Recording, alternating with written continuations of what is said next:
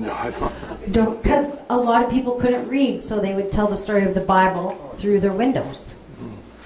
I didn't know that. Yes? So, like for repairs of old lead, do you have different sections that... Different sizes of lead? No. Well, different sections of lead to help somebody out if they were... Oh, yeah. You can buy the lengths of lead in different sizes. Okay. And then, we can show you how to repair lead. Or we can repair it.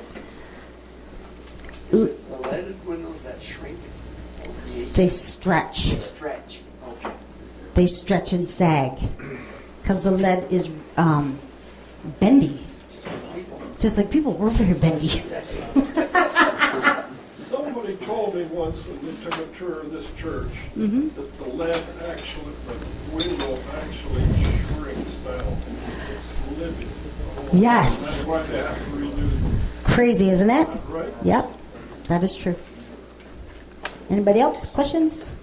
Yes. You know, we have up the cottage a small stained glass, probably a Tiffany little bird or something other that we hang on a window.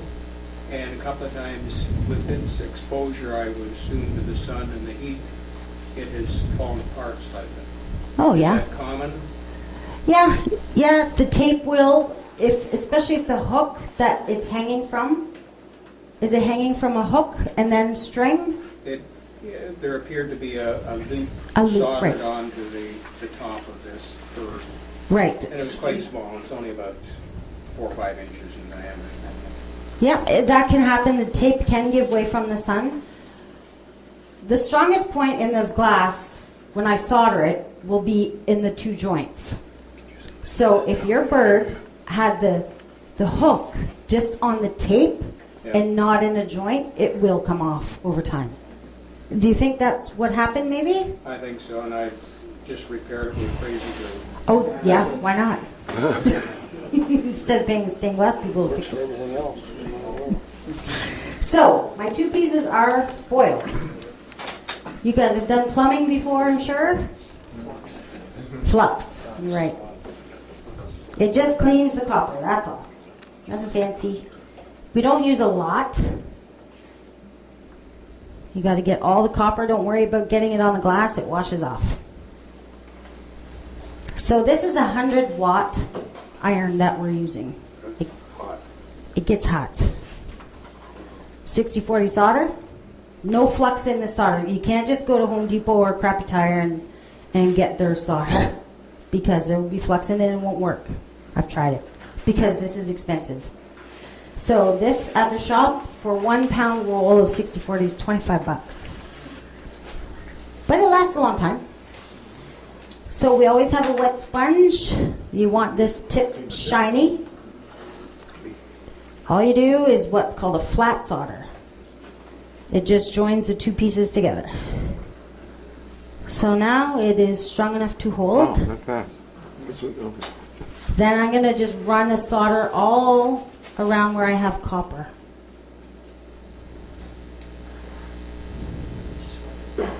Pardon me? What's sweating it? Resoldered 2 pieces. Then you put it together just from the solder on that. You could, but that would take so long. This way it does the same thing. I know what you're saying now. Flux. See, it went in between the 2 pieces already, right? I can't keep all this. So I'm going to flux the other side. This kind of looks like a mushroom or something. Something cool. Same thing.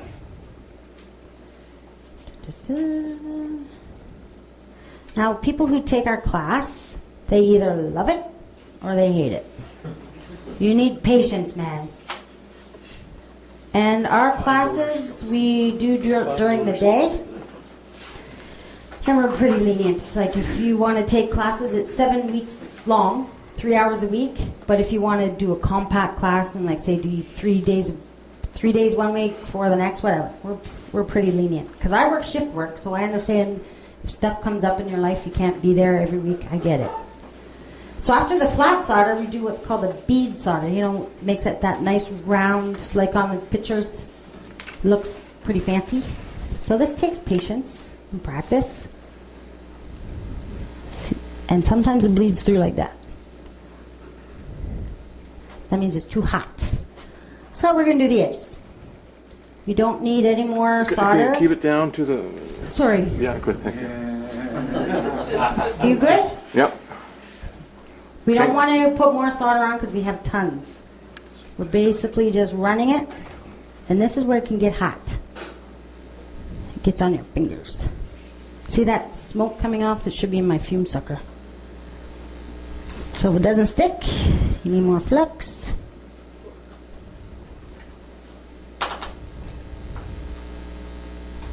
When it doesn't stick, it doesn't melt. Now, Candice, if you're doing, say, a lamp or something where it's curved instead of flat, you have to have a mold and all that, or how does that work?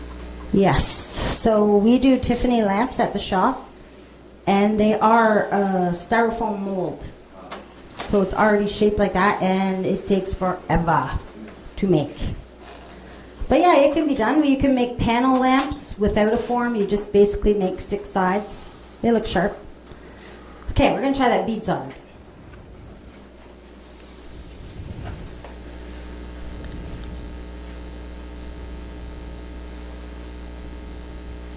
Nope. Of course, when I'm in front of an audience, it won't work.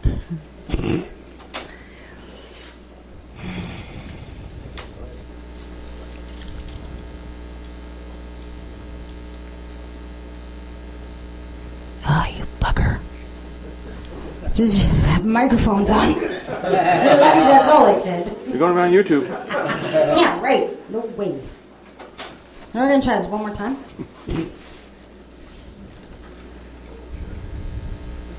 Oh, shit.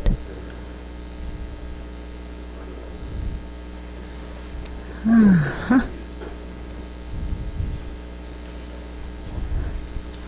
Can you see that kind of humpy thing? So it's cool enough now. I can flip it over and try the other side. So keep that clean and give it a bang.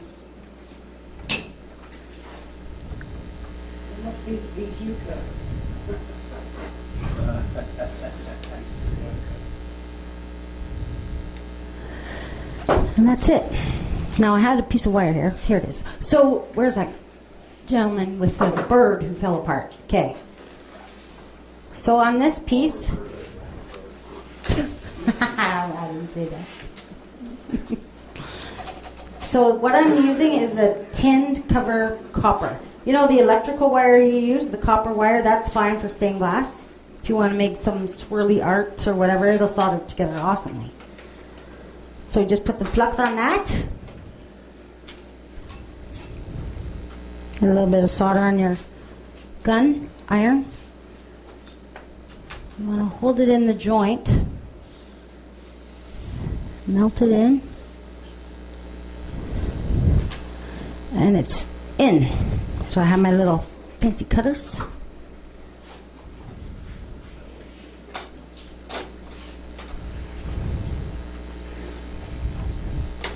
Candice, when you went all around the rim with the solder, it's more for cosmetic reasons, not because you were going to potentially add something more to it. It was just for look. Yeah, because it looks pretty stupid if you leave your copper foil. Oh, Yeah. I thought it was so that the next time when you're building your ornament, that more stuff gets attached onto that surface. No, so if I was putting more pieces on this, I wouldn't have done the outside yet. I would put them all together, all my pieces together, and then flat solder the inside first, and do the outside edges last. Make sense? Okay, so I have my other little piece to make a hook.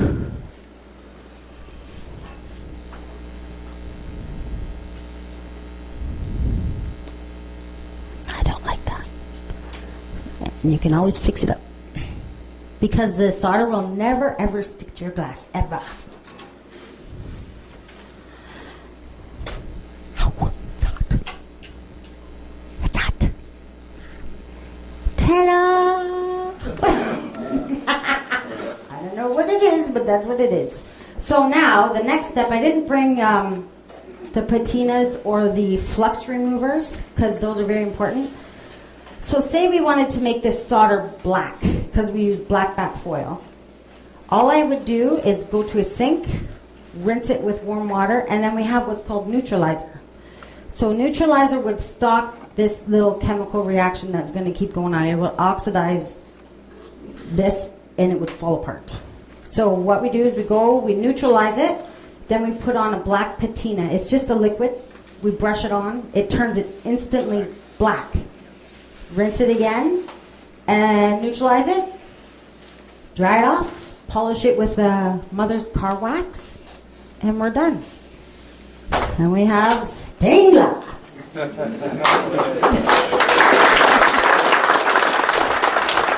Thank you. Any other questions? Yes. Yeah, the flux that you're using is a liquid flux compared to the soldering paste that you use with plumbing, copper. Could you still use your liquid flux with copper pipe, half-inch copper pipe? I'm not sure. I don't see why it wouldn't work. I'm not a plumber. What's that? It's an acid. Yeah. Yes. Okay. Okay, thank you very much. Thank you. Very good. Thank you, boys. On behalf of the